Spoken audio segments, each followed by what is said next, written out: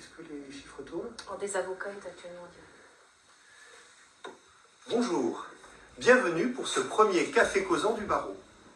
Vous trouvez que les avocats sont lointains, peu disponibles, peu clairs dans leurs explications juridiques. Le barreau de Saint-Quentin souhaite vous prouver exactement le contraire. À Saint-Quentin, vos avocats sont impliqués dans la vie de la cité, à votre disposition pour répondre à vos interrogations, pour partager avec vous leur passion, non seulement du droit, mais encore de vos droits. Vous pouvez nous poser vos questions sur ordre.avocat.stq@wanadoo.fr. C'est dans l'optique d'être disponible pour vous que nous avons souhaité créer les cafés causants du barreau. Durant 10 minutes, le premier jeudi de chaque mois, un avocat, un professionnel du droit, décrypte pour vous l'actualité juridique et répond à vos questions. J'ai le plaisir aujourd'hui de recevoir Maître Karine Vicentini, membre du Conseil de l'Ordre et présidente de la commission famille du barreau. Dans un premier temps, Maître Vicentini, nos internautes aimeraient vous connaître. Qui êtes-vous? J'ai vu que vous aviez prêté serment le 3 janvier 2000, que vous êtes membre de la SCP Antonini Associés. Pouvez-vous nous en dire un peu plus? Je peux vous en dire un peu plus. Bonjour Monsieur Bâtonnier, bonjour à toutes et à tous. Effectivement, je suis avocate depuis près de 20 ans maintenant et j'ai une activité principalement dominante en droit de la famille, comme vous l'avez fort justement rappelé. Pourquoi le droit de la famille? Parce que je pense que j'aime profondément les gens et je pense que c'est dans cette situation de séparation qu'on a besoin d'être assisté, d'être aidé, et c'est principalement pourquoi j'aime pratiquer cette matière. Et présidente de la commission famille, parce que justement on va en parler d'ici quelques instants, une loi est intervenue qui rentre en application au 1er janvier, qui va réformer ou modifier profondément la procédure du divorce, et il me semblait effectivement important d'être présente pour y associer évidemment tous les avocats du barreau de Saint-Quentin et participer à cette évolution jurisprudentielle qui est majeure en matière de droit de la famille. Alors, une nouvelle loi promulguée, si j'ai bien compris, en décembre pour être appliquée en janvier.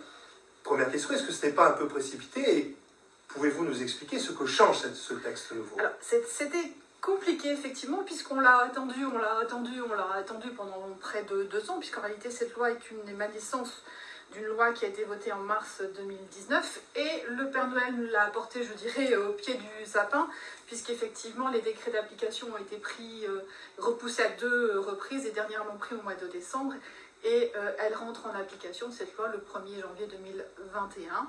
Alors, c'est toujours compliqué de parler d'une loi qui a finalement que 2 mois d'existence, puisque pour la majorité des tribunaux, les premières audiences et les premiers actes vont être délivrés là, les premières audiences mars ou avril, dans nos petites juridictions qui fonctionnent très très bien. Dans d'autres barreaux, pour avoir discuté, notamment le barreau de Paris, les premières audiences auront lieu, je pense, après l'été. Pardon. Que change cette loi? Mais la loi, elle a pour objectif d'accélérer un petit peu la procédure, ce qui est une bonne chose. Parfois, dans certains dossiers, il y a matière à accélérer la procédure, parfois non. Mais le but principal de cette procédure est d'accélérer la procédure en ayant 2 axes principaux. La première, c'est supprimer une audience. Alors pour certains qui ont déjà vécu un divorce, c'est l'audience de tentative de conciliation, puisque tous les praticiens savent que 99% des cas, il n'y a jamais de réconciliation possible et que c'est une audience qui est un préliminaire pour prendre des mesures provisoires. Cette audience-là est supprimée, j'en dirai quelques mots, puisqu'elle va renaître sous une autre forme en réalité, mais on assigne, c'est-à-dire votre avocat dépose une assignation directement au divorce ou une requête conjointe, mais il n'y aura plus ce préalable où on est obligé d'attendre que les décisions soient prises, un délai pour de nouveau assigner, demander là finalement le divorce. Deuxième axe d'accélération de la procédure, c'est de raccourcir le délai d'altération définitive du lien conjugal. En droit français, on peut divorcer par consentement mutuel, ça n'a absolument pas modifié. Vous avez toujours les divorces par consentement mutuel, par acte d'avocat. Chacun va voir son avocat et chaque époux prend les mesures et tombe d'accord sur une convention qui sera in fine enregistrée par un notaire, mais les avocats rédigent cette convention. Ça n'a pas changé, ça existe toujours. Et puis dans les divorces contentieux, le plus connu évidemment c'est le divorce pour faute. Il existe toujours, il n'a pas été modifié. Le divorce pour altération du lien conjugal existe toujours. La particularité, c'est en ça que la procédure va être accélérée, c'est que jusqu'au 1er janvier, il fallait, pour demander le divorce, avoir une séparation depuis 2 ans. Au jour d'aujourd'hui, le délai est raccourci à 1 an, et puis vous avez toujours le principe du divorce sur requête conjointe, c'est-à-dire accepté, où chacun des 2 époux est d'accord pour divorcer, et c'est le juge qui tranche les points de désaccord. Ça n'a pas changé. Donc voilà l'objectif de cette loi. Après, il y a des règles de procédure qui vont changer, mais je pense pas très intéressant d'insister, puisque ce sera le travail des magistrats et des avocats. Alors, ce que vous devez essentiellement savoir, c'est qu'au jour d'aujourd'hui, vous assignez directement dans le cadre de cette procédure en divorce sans passer par l'audience préalable de conciliation qui n'a plus vocation à exister, ce qui effectivement raccourcit un petit peu le délai de procédure. Alors donc je peux, moi particulier, assigner directement, je n'ai pas besoin d'un avocat? Non, puisque aujourd'hui, la procédure d'avocat nécessite obligatoirement l'assistance et la représentation par un avocat, et ce qui va aussi, risque d'un petit peu accélérer les procédures, c'est-à-dire que dans les dossiers où il n'y a pas de difficulté particulière, il y en a, la présence des parties n'est même plus obligatoire, ils sont représentés chacun par son propre avocat, bien évidemment, chaque époux a un avocat, ils ne peuvent pas avoir d'avocat conjoint, en tout cas prendre le même avocat. D'accord, donc quelqu'un qui n'a pas envie de revoir son conjoint peut parfaitement divorcer par le biais de son avocat. Peut, néanmoins, parce que je pense que c'est intéressant, notamment lorsqu'il y a des difficultés concernant les modes de garde des enfants, toujours la possibilité, dans le cadre de cette assignation, de demander une orientation sur une audience de mesures provisoires, parce que parfois, même si les procédures ont vocation à être raccourcies, il y a des mesures urgentes à prendre, qui vient des enfants, comment se passe le droit de visite, est-ce qu'il y a une contribution alimentaire, tout ça, on ne peut pas attendre 6 mois ou une autre procédure. Donc ça, il y a toujours la possibilité de le faire. Et dans ce cadre de cette audience qui risque de ressembler, parce que les premières vont avoir lieu à ce qu'on appelait avant les audiences de conciliation, où là, bien évidemment, notamment lorsque l'enjeu est les enfants, la présence des parties, elle ne sera pas obligatoire, mais elle sera parfois requise, en tout cas nécessaire, notamment pour prendre les modalités les plus conformes à l'intérêt des enfants. D'accord, ben merci, c'est très clair. Nous avons d'ores et déjà reçu un certain nombre de questions préalablement. Alors, première question de M. Legrand. Cette loi fixe-t-elle enfin une règle pour le calcul de la prestation compensatoire? On sent le vécu. On sent le vécu. Malheureusement, je crains de ne pas être porteuse de bonnes nouvelles en la matière, puisque en fait, si la procédure en réalité de divorce est profondément modifiée, ben les règles fondamentales de fond n'ont pas été modifiées, donc la prestation compensatoire existe toujours. Il n'y a toujours pas de règle de calcul, vous n'avez que les dispositions de l'article 271 du Code civil qui posent un certain nombre de critères, et ce n'est pas une règle mathématique, la durée du mariage, l'âge des époux, le sacrifice professionnel fait par l'un ou par l'autre, des époux, enfin un certain nombre de critères qui sont repris dans le Code civil, mais malheureusement il n'y a toujours pas de règle mathématique, il n'y a toujours pas de barème, puisque je pense que c'est à ça dont on fait allusion. Chaque cas en réalité, c'est pour ça que c'est une matière intéressante et vivante, chaque cas est un cas particulier, et c'est compliqué en la matière de mettre une règle qui s'applique à tous. Alors, toujours de la même personne, cette loi permet-elle enfin d'accélérer le partage des biens dans un divorce conflictuel?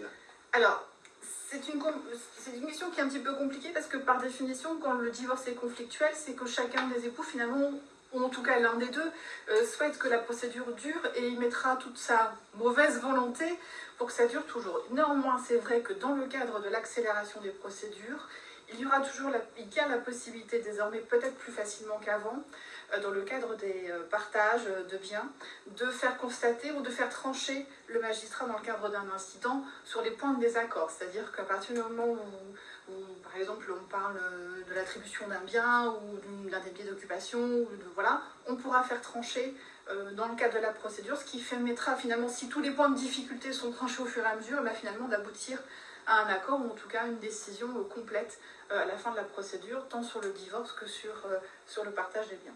D'accord. Alors, autre question, l'application de cette loi est-elle rétroactive et concerne-t-elle les procédures de divorce en cours?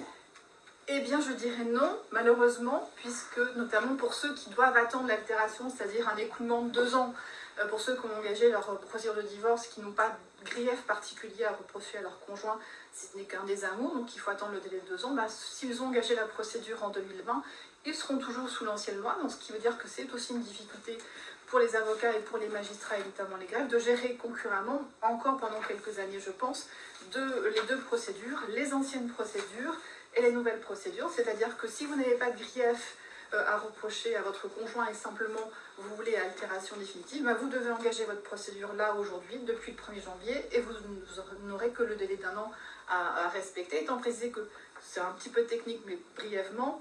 Le délai de 2 ans, il s'appliquait, c'est-à-dire que vous deviez avoir acquis votre délai avant de demander la procédure de divorce par l'assignation. Au jour d'aujourd'hui, vous ne pouvez pas avoir acquis votre délai d'1 an et engager quand même la procédure. L'essentiel, c'est que votre délai soit acquis lorsque le juge prononcera votre divorce, qui vous permettra de faire la procédure et d'avoir votre délai d'1 an à l'issue de la procédure, ce qui, encore une fois, va raccourcir le délai dans ce cadre-là. D'accord, alors avant-dernière question, puisqu'on vient d'en recevoir une en direct, que change cette loi dans le cadre d'une procédure conflictuelle? Ben, on revient un petit peu sur la question d'accélérer le partage. Encore une fois, c'est compliqué parce que quand c'est conflictuel, c'est que généralement la volonté des parties ou de l'une des parties, le fait qu'on n'ait pas l'obligation, dans le cadre d'une assignation de divorce pour faute, notamment de mettre les griefs dans votre acte introductif permet peut-être d'apaiser un petit peu les choses. Et le fait, je pense aussi, que des divorces conflictuels, il y en a de moins en moins, puisque les gens partent du principe qu'en réalité, ce qu'il faut sauvegarder dans la séparation, ben, c'est l'aspect patrimonial, bien évidemment, des choses, mais principalement les enfants, et que les époux maintenant ont conscience qu'effectivement, ben, l'essentiel, c'est de le faire dans les meilleures conditions possibles. Donc des dossiers très très très conflictuels, il y en a de moins en moins, mais voilà, la seule solution que propose cette loi, c'est d'accélérer les procédures pour, je dirais, que l'aspect négatif du passage soit le plus bref possible. Alors, une question en direct là, qui vient de m'arriver, d'un monsieur Dumer. J'habite Amiens. On me dit que le tribunal de Saint-Quentin est plus rapide que celui d'Amiens. Puis-je divorcer à Saint-Quentin? Alors, je remercie ce monsieur et je lui confirme qu'effectivement le tribunal de Saint-Quentin est plus rapide que celui d'Amiens, parce que par sa taille et par la qualité des gens, magistrats, greffiers et avocats qui y travaillent. Malheureusement, s'il habite à Amiens, que son conjoint est à Amiens et que les enfants résident notamment à Amiens, il ne pourra pas divorcer à Saint-Quentin, sauf à venir faire un divorce par consentement mutuel avec nos confrères du barreau de Saint-Quentin, on l'accueillera avec plaisir. Il faut, pour venir à Saint-Quentin, que ça soit de la compétence, mais la réforme de la procédure de divorce ne change pas les règles de compétence territoriale, c'est-à-dire qu'il faut que les enfants ou l'adversaire, le défendeur, habitent sur Saint-Quentin pour que le tribunal de Saint-Quentin soit compétent. Eh bien, écoutez, Maître Vicentini, il ne me reste plus qu'à vous remercier de toutes ces précisions. Merci. Je rappelle que vous retrouverez l'intégralité de nos échanges sur le site de l'Ordre des avocats. Et le mois prochain, j'aurai le plaisir d'accueillir un nouveau Café Causant du barreau, toujours le premier jeudi du mois, qui sera consacré au secret de l'avocat. Nous recevrons Monsieur le bâtonnier Jérôme Lavallois. Merci de votre attention. À très bientôt pour les prochains Cafés Causants du barreau.